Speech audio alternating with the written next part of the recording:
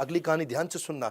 Isha Ambani London में पढ़ रही थी, वहां दोस्तों पे बिल्कुल ऐसा बोल पड़ी, वहां पे थोड़ा किसी ने उसको छेड़ा, तंग किया, बोला प्राइवेट जेट आएगा मेरा छुट्टियों में मेरे को लेने के लिए। समझ गया, अंबानी की लड़की हूं।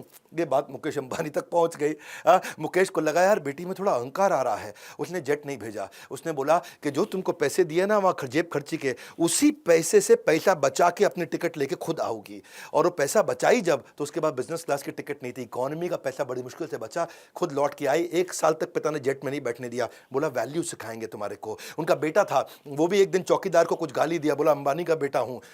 जब मुकेश अंबानी को बात पता चली, उसने चौकीदार को ढूंढा, पता लगाया उसके बारे में, सारे परिवार को इकट्ठा करके चौकीदार को बुलवाया, वहीं माफी मंगवाई उससे। बोले कि हमारे को वैल्यूज सिखानी है ये, और क्या पैसे की भी वैल्यू और वैल्यूज की भी वैल्यू।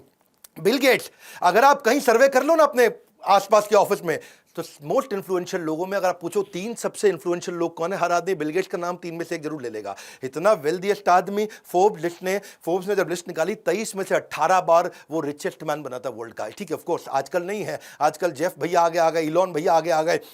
तो एक बार जो है ना, ये एक सर्वे किया, एक एक्सपेरिमेंट किया कि बिल गेट्स इतना अमीर आदमी है, अगर सड़क पे पैसे गिर जाए उसकी जेब से, तो कितना पैसा होगा कि वो झुक के उठाएगा।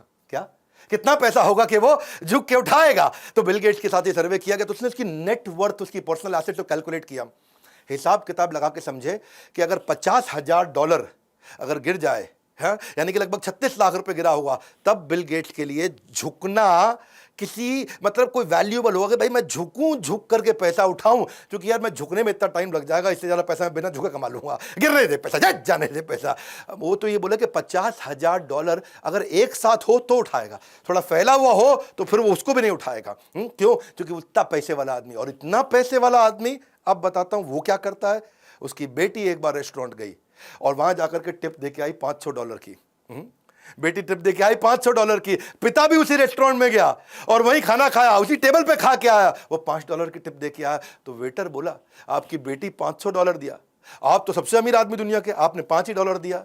उसने बड़ा सिंपल तरीके से बोला, देख भाई, वो दुनिया के सबसे अमीर अरबपति की बेटी है और मैं एक साधारण स्कूल के मास्टर का बेटा हूं। बिल गेट्स का कहना है कि भाई मैं बहुत ज्यादा पैसे इधर उधर कभी भी खर्च नहीं करता, काफी समय तक जिंदगी भर इकोनॉमी फ्लाइट में ट्रैवल किया, ये पैसे की कीमत को समझते। ये नहीं कि अरबपति तो उड़ा देंगे ऐसा, ये सारे के सारे किंगफिशर एयरलाइंस वाले नहीं होते हैं, माल्या।